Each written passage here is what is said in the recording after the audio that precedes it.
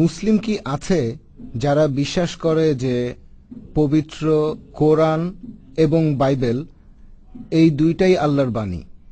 আর আপনার মতে এমনটা কি করা সম্ভব যে আমরা কোরআন মানব আর বাইবেলও মানব, যে দুইটাই আল্লাহর বাণী? ডেভিড ভাই সুন্দর প্রশ্ন করেছেন যে কোন মুসলিম কি বিশ্বাস করে যে কোরআন এবং বাইবেল দুটোই আল্লাহর বাণী? এই দুটোর তুলনা করে কোন মুসলিম কি এটা মানবে যে কোরআন এবং বাইবেল দুটোই আল্লাহর বাণী?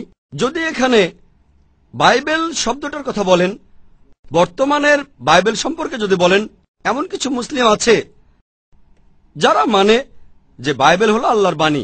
তবে যারা কোরআন সম্পর্কে জানেন, সেই সব মুসলিম যারা পবিত্র কোরআন আর ইসলামিক শরিয়া সম্পর্কে জানেন, পবিত্র কোরআন আমাদের বলছে আমরা বিশ্বাস করব ইনজিলে আল্লাহ যে ওহী নাজিল করেছিলেন ঈসা আলাইহিস সালামের উপরে। যে মুসলিম ইসলামিক শরিয়া সম্পর্কে জানে সে একেবারে নিশ্চিতভাবে জানে যে ইনজিল অর্থাৎ যে ওহী ঈসা আলাইহিস সালামের উপর নাজিল হয়েছিল, আমরা মুসলিমরা সেই ওহীতে বিশ্বাস করি। আর ইসলাম হলো একমাত্র খ্রিস্টান ধর্মবিশ্বাস যেখানে ঈসা আলাইহিস সালামকে নবী হিসেবে বিশ্বাস করাটা বাধ্যতামূলক। সেই মুসলিম না যে ঈসা আলাইহিস সালামকে বিশ্বাস করে না। আমরা মানি যে তিনি ছিলেন আল্লাহ সুবহানাহু ওয়া তাআলার প্রেরিত রাসূল।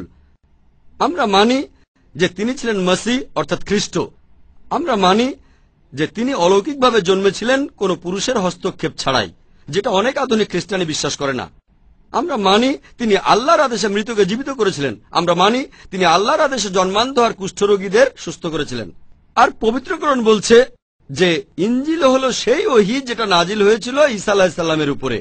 এখন যারা বাইবেল পড়েছেন তারা বুঝবেন যে বাইবেল এটা সেই আসল ওহী নয় যেটা ঈসা আলাইহিস সালাম বা যীশু খ্রিস্ট পেয়েছিলেন। যিনি বাইবেলের উপর একজন বিশেষজ্ঞ হন তিনি খ্রিস্টান অথবা হিন্দু অথবা মুসলিম, বাইবেল পড়লে আপনারাও বুঝবেন যে বর্তমানে আমরা যে বাইবেল দেখছি, বাইবেল শব্দটা এসেছে গ্রিক শব্দ বিবলোস থেকে, যার অর্থ বই বা অনেকগুলো বই। আপনারা হয়তো জানেন যে বাইবেল হলো অনেকগুলো বইয়ের সংগ্রহ, 66টা। এটা বলে খ্রিস্টানদের একটা গ্রুপ, প্রোটেস্ট্যান্টরা। আর ক্যাথলিকরা তারা বলে 73টা, 7টা বই বেশি। তাহলে এই বাইবেল এসেছে গ্রিক শব্দ বিবলোস থেকে। আর মুসলিমরা আমরা যারা শরিয়া সম্পর্কে কিছুটা জানি, আমরা বলি যে এই বাইবেলের পুরোটাই আল্লাহর বাণী নয়। যদি বাইবেল ভালো করে পড়েন, কিছু কথা বাইবেলের কিছু অংশ খুবই সামান্য আল্লাহ তাআলার বাণী, কিছু অংশ সেগুলো নবীর বাণী, যীশু খ্রিস্ট বলেছেন। কিছু অংশ ঐতিহাসিক, কিছু অংশে অত্যন্ত দুঃখের সাথে বলছি আছে পর্নোগ্রাফি, ভুল আর পরস্পর বিরোধী কথা আছে। আমরা বাইবেলের এই ভুলগুলোকে নিয়ে বলতে পারি না যে আল্লাহ লিখেছেন, এটা বলতে পারি না যে আল্লাহ এখানে অবৈজ্ঞানিক কথা লিখেছেন। আমরা যেটা বলি, আমরা যেটা মানি যে আসমানি কিতাব ইনজিল যেটা ঈসা আলাইহিস সালামের উপর নাজিল হয়েছিল সেটা আল্লাহ তাআলার বাণী। তবে বর্তমানের বাইবেল একটা মিক্সচার। তাই সামগ্রিকভাবে যারা পবিত্র কোরআন আর বাইবেল সম্পর্কে জানেন তারা কখনোই বলবেন না যে সামগ্রিকভাবে পুরো বাইবেল এটা আল্লাহর বাণী। তবে হ্যাঁ, ঈসা আলাইহিস সালামের উপর যে ওহী নাজিল হয়েছিল সেটা আল্লাহর বাণী। এবার আপনার দ্বিতীয় প্রশ্নে আসি, যে বাইবেল আর কোরআনের মধ্যে সাদৃশ্য আছে। আমার একটা লেকচারে ইসলামের সাথে খ্রিস্টান ধর্মের সাদৃশ্যগুলো দেখিয়েছিলাম।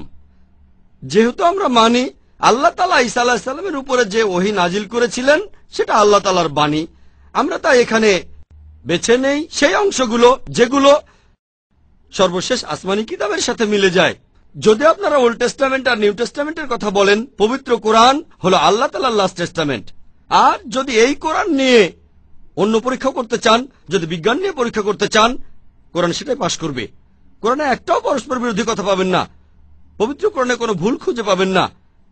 তাহলে যদি এভাবে পরীক্ষা করেন, যে কোনো ধর্মগ্রন্থ হোক, সেটা হিন্দু ধর্মগ্রন্থ অথবা কোরআন অথবা বাইবেল, দেখতে পাবো পরীক্ষায় শুধু কোরআনই পাশ করবে, আর দুর্ভাগ্যজনকভাবে বাইবেল এই পরীক্ষা ফেল করবে। আমি আমেরিকায় একটা বিতর্ক করেছিলাম, Quran and Bible in the light of science. বিতর্কটা ছিল ডক্টর উইলিয়াম ক্যাম্বেলের সঙ্গে।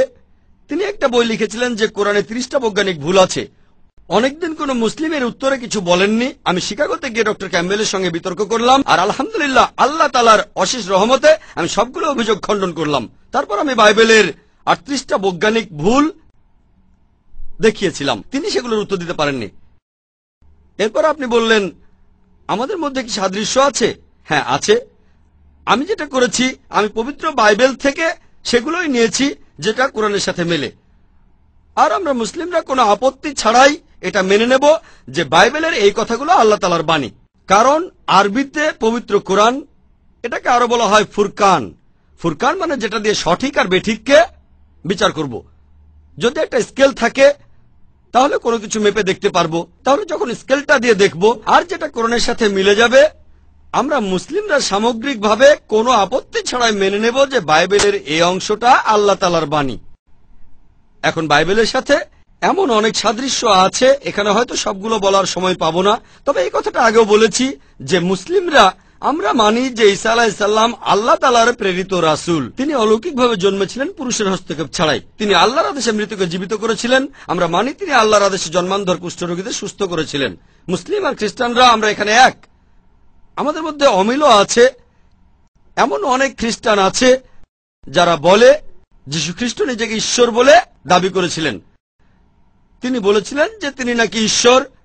সত্যি বলতে, যদি বাইবেল পড়েন, বাইবেলে পরিষ্কারভাবে কোথাও এই কথা বলা হয়নি। স্পষ্ট করে এই কথা একটা জায়গায় তো বলা নেই গোটা বাইবেলের কোথাও যে ঈসা আলাইহিস সালাম নিজেই একথা বলেছেন পরিষ্কারভাবে যে আমি ঈশ্বর অথবা তোমরা আমার উপাসনা করো। আমি আবার বলছি, বাইবেলে পরিষ্কারভাবে কোথাও এই কথা বলা হয়নি।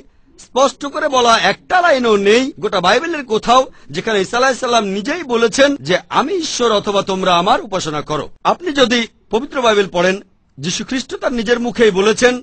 এটা আছে গসপেল অফ জন 14 নম্বর অধ্যায়ের 28 অনুচ্ছেদে। যীশু খ্রিস্ট তার নিজের মুখে বলেছেন আমার পিতা আমার চাইতে মহান। গসপেল অফ জন 10 নম্বর অধ্যায়ের 29 অনুচ্ছেদ। আমার পিতা সবার চাইতে মহান। গসপেল অফ ম্যাথিউ 12 নম্বর অধ্যায়ের 28 অনুচ্ছেদ। আমার ঈশ্বরের